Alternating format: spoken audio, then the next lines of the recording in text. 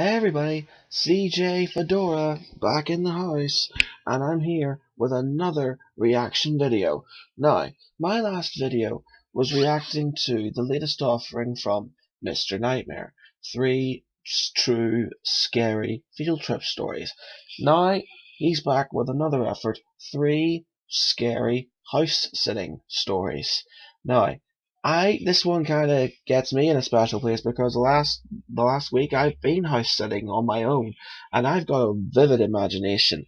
And let me tell you, when you've got a wild imagination and you're on your own, it's not the best place to think. And I'm pretty certain in these stories we're gonna hear anything from break-ins, power cuts, strange noises, people in the house, all sorts of things. It's not going to be pleasant. It's going to be absolutely terrifying if I know what's coming, and I'm pretty sure I do know what's coming. But that said, let's dive straight into this. Less talking, more reacting. 3, 2, 1, go.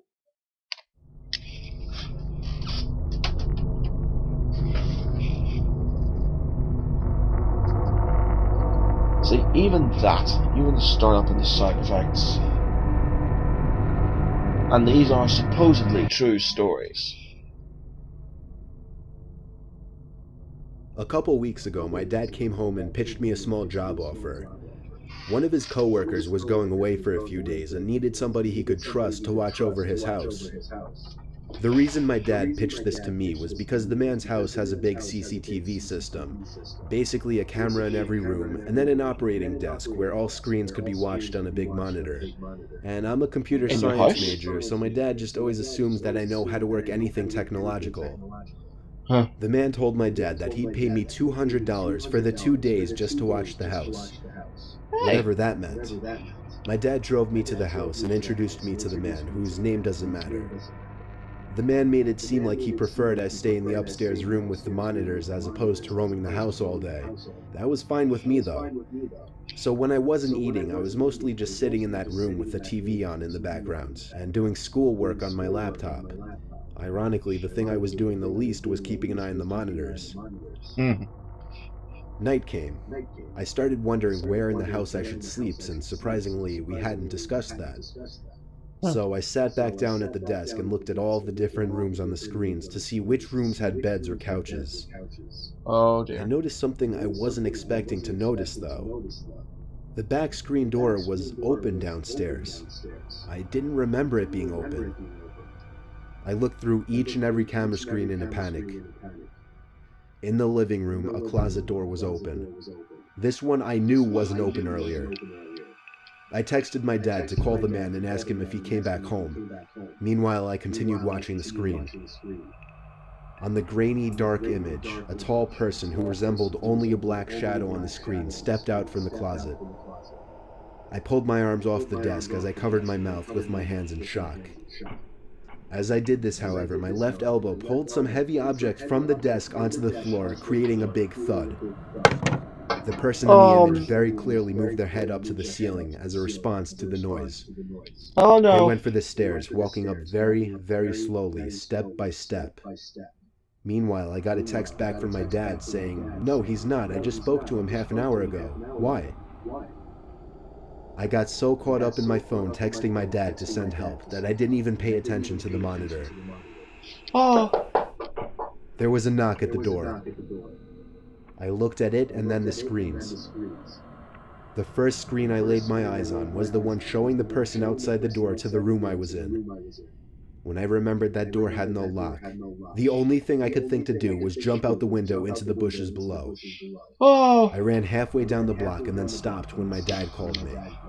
I had him call his friend and ask him if he was expecting somebody in the house. The man said he had no relatives or friends who had his key or would ever let themselves into his home. So he called the cops and had them review the footage.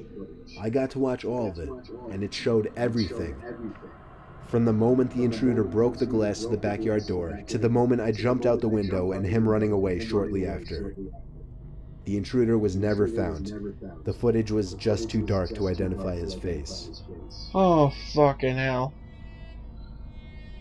One story in and I'm freaked out. CCTV saves lives. One day I agreed to house it for a friend just for the night. He and his family were going on a short vacation and needed somebody to watch their pets and house. I agreed to do it for a small amount of money. I'd been to his house many times before, so I was familiar with the layout. Nothing eventful happened at all the entire day. I just fed the 2 cats, the fish, and the birds. I went to sleep on the couch in the sunroom because it was my favorite room in their house. It was a tiny room surrounded by windows with a big TV mounted on the wall.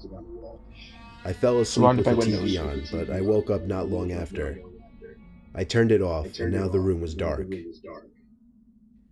I tried to go back to sleep, but I thought I heard the sound of the PVC gate closing outside. I thought it might have just been the wind. The room had windows surrounding it in 3 directions, so I was basically looking around in a circle out into the darkness. I sat back down on the couch when I calmed down, but I heard a leaf crunching outside. That's when I knew someone was out there. I took another look outside. There was literally somebody pressed up against the glass to the window behind the couch. Jesus They fuck. were looking in, but I didn't know if they could see me or not. I yelled as loud as I could at them to fuck off. I'm not a big dude, but whoever this guy was appeared to be, so I wasn't going out there. Shockingly, this didn't scare the person away. In fact, they walked over to the back door and tried the doorknob. I ran to get the phone, and then I yelled into the sunroom, "I'm calling the police." Thankfully, this worked. He ran off. I didn't actually call the cops, though. Instead, I texted my friend just to let him know of an almost break-in. I slept through the night in an upstairs bedroom, locked. The next morning, my friend's family returned to find all of the tires on their sedan that was left behind had been slashed. We speculated that somebody who had it out for their family and knew of the vacation they were taking had some kind of plan to break in. But when that failed, they settled for this. That's just speculation, but still, it's the least terrifying explanation to me. God damn. God damn. Oh. When I was in college, I used to work as a babysitter on the side to make a little extra cash. One day I saw an ad posted in the library that was requesting a house sitter for the weekend and to inquire through phone. I was used to babysitting, but house sitting sounded even better, same thing minus taking care of kids. So I called the number as soon as I got home and spoke with a guy named Chuck. I met him that Friday and he showed me around the house. He and his wife eventually went on their way and I was left alone in the house. I was given one of the spare upstairs bedrooms. I say one of because there were a few. The house was huge. Nothing out of the ordinary was going on at all for the whole day. It was quite uneventful, and I felt like I was missing out on going out since it was a Friday night. But I kept reminding myself that I'd be making $200 for the whole weekend. Later in the night, I kind of just laid in the guest bed that I'd be sleeping in and watched a movie on demand. I wondered why this couple felt the need to hire somebody to watch their house for the whole weekend. There weren't any pets or anything after all. Though it was a very, very nice house, so it seemed the most obvious that they just wanted a sense of security for their house while they were gone.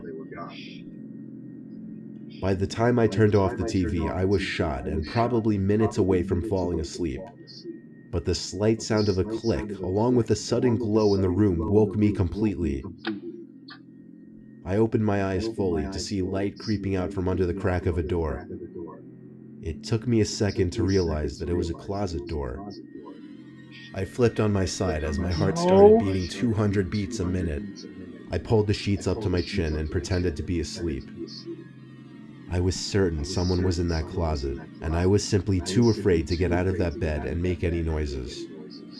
Words can't describe my fear in that bed, or how with each passing minute I felt more and more like I could possibly die. The closet door opened, I could hear it, but I could not see it as I was facing the opposite way. I closed my eyes and tried my best not to move. The room went dark again as I heard another click, a bit louder this time. The closet door quietly closed in the background, but I didn't hear anything else. I was afraid that whoever it was went back into the closet. I didn't know what to do because they had to have seen me, and I didn't want to run for it in fear of being chased. The room was dead silent as I was thinking over my next course of action. Eventually, I decided to just peek over to the other side and make sure the coast was clear. I flipped on my other side. Someone was standing right next to the bed, with their hand reaching towards me. No! My reaction, I pulled my arms up towards me, balled up, and backed up onto the wall in shock. The person stood there showing no signs of leaving.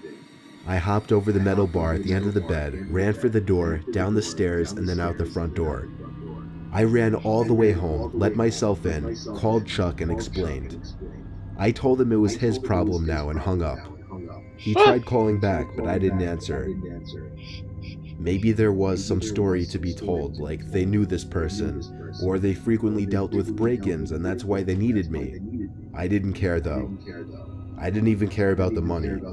I just didn't want to speak to that Chuck guy ever again, or see that house ever again. Oh. Please no jump scare, please no jump scare, please no jump scare, please no jump scare.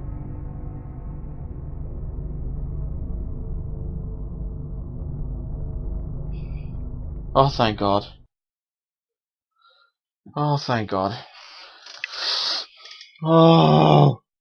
You see what the fuck I mean? I mean, the fuck. I mean, the quality of his audio, his voice, the music, the sound effects. Oh my God. And the fucking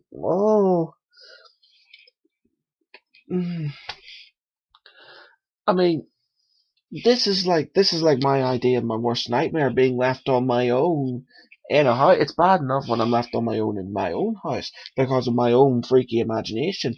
Because I don't sleep very well anyway. But if I hear a noise in the middle of the night, fuck, I don't sleep at all. But Jesus, fuck. I mean, oh my God. Imagine waking up in the middle of the night and seeing someone standing by your bed that you don't know. Oh, no.